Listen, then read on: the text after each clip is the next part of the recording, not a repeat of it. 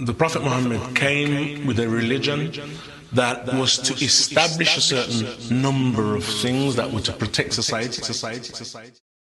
Right. Well, we're dealing with falsely attributing criminality to Islam. That's clearly the perception of the general public. Are they right? Categorically, no. The concept of crime and criminality, as far as Islam is concerned, is, of course, much less the same as the concept of crime in all of our societies.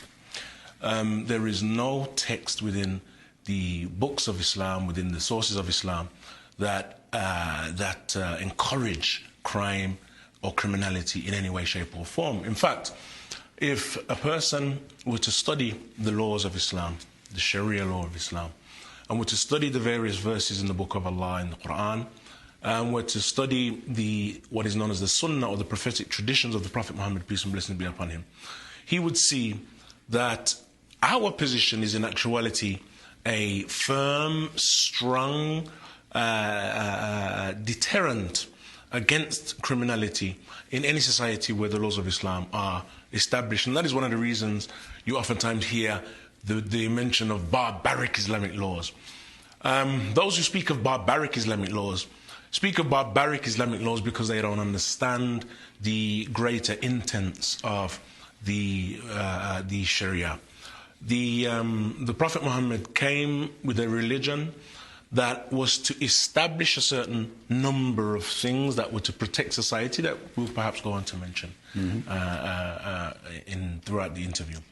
But from those things, if we mention generally, the Prophet Muhammad, peace and blessings be upon him, with that which he was given verses and he was given traditions that he conveyed to his followers, what known as his ummah, that protect 5 main things. And these things are considered the main elements within any functional society that must be protected. And if they are transgressed against, then we're going to see dilapidation within our society from various angles.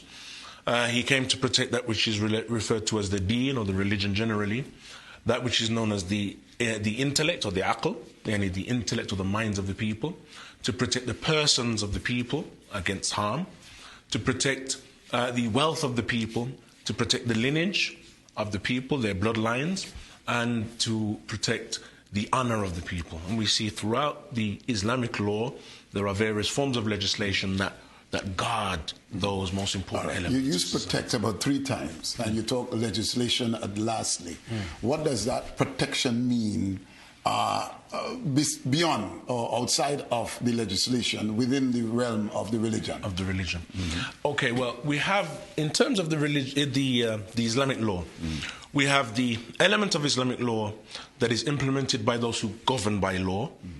Then there is an element of Islamic law that is implemented by those who consider themselves followers of the Prophet Muhammad, peace and blessings be upon him, who was nothing but an extension of that which the previous prophets and messengers that we read about in the Bible and that we know of, an extension of that same way, belief in one God, and then a disciplined lifestyle that returns back to a person after having that connection with his Creator and developing the fear of God, that he himself fulfills certain laws and disciplines that he will be questioned individually about.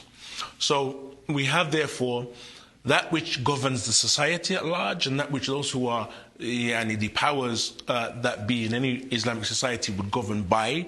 And then we have the individual governance that is based upon the relationship that a person has with his Creator. So he stays away from certain things, partially because the society prohibits it, but also because he knows he's going to be questioned about it on a day of judgment.